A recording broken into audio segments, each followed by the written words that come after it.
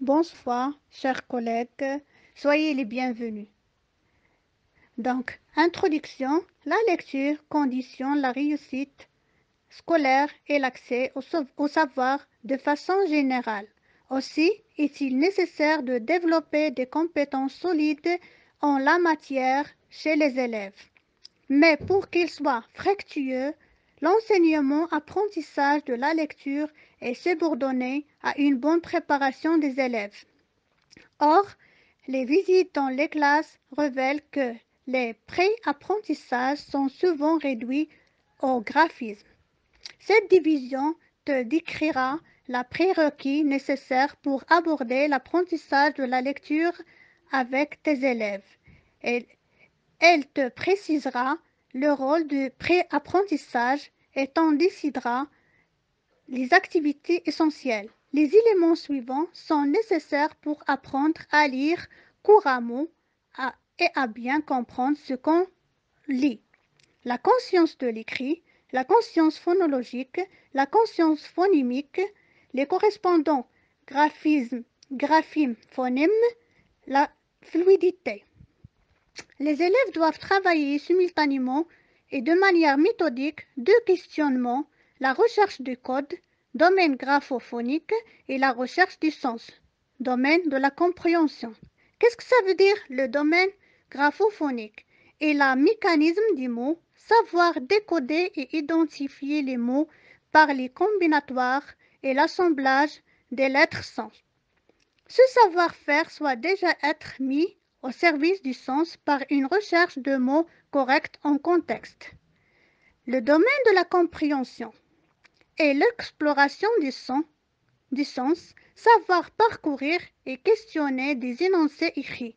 Les élèves apprennent à parcourir la totalité de la phrase et de ne pas se focaliser sur un fragment écrit, mot ou syllabe. Maintenant, on passe à la définition de la lecture. Donnez-moi la définition de la lecture, s'il vous plaît. Bonsoir tout le monde. Je donne une définition de la lecture.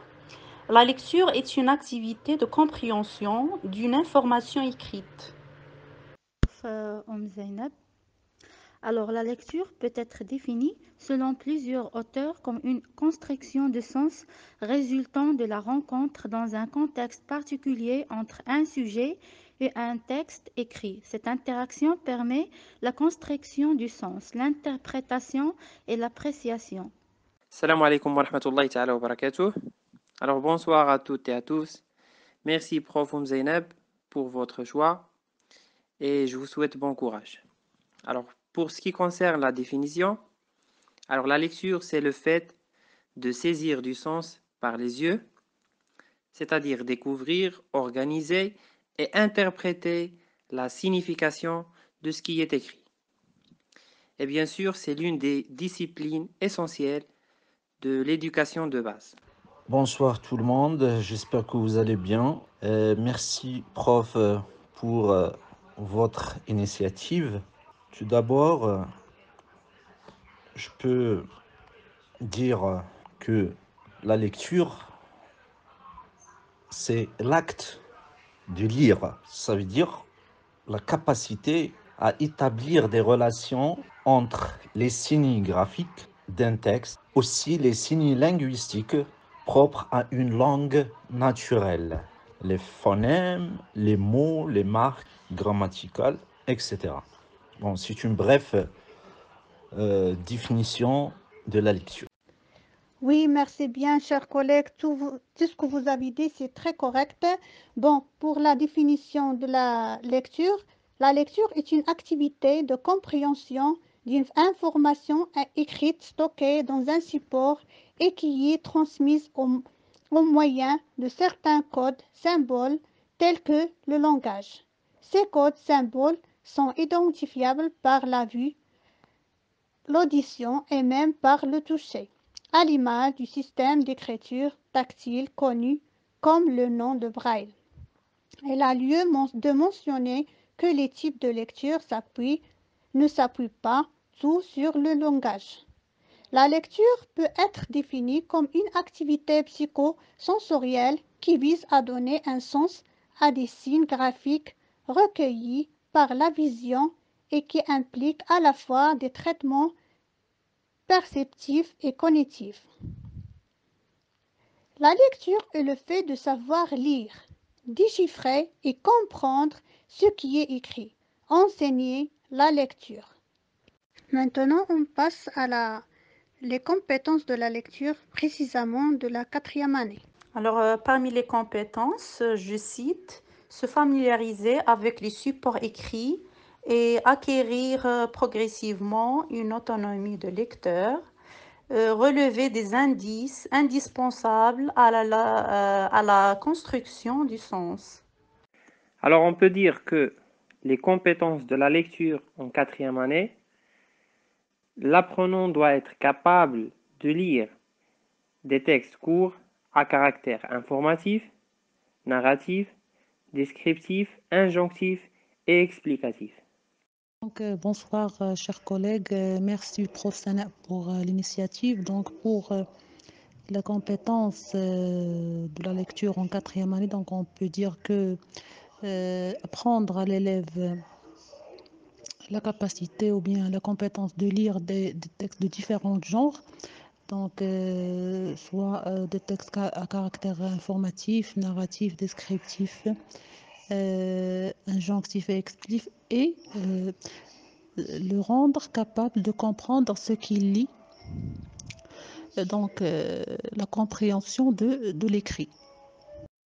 Pour la compétence de la lecture en 4e année, on peut dire que au terme de la 4e année du cycle primaire, en mobilisant les savoirs, les savoir-faire et les savoir-être requis dans une situation de communication avec soi-même et son environnement local, régional et national, l'apprenant sera capable de lire des textes courts à caractère informatif, descriptif, injonctif, explicatif et narratif.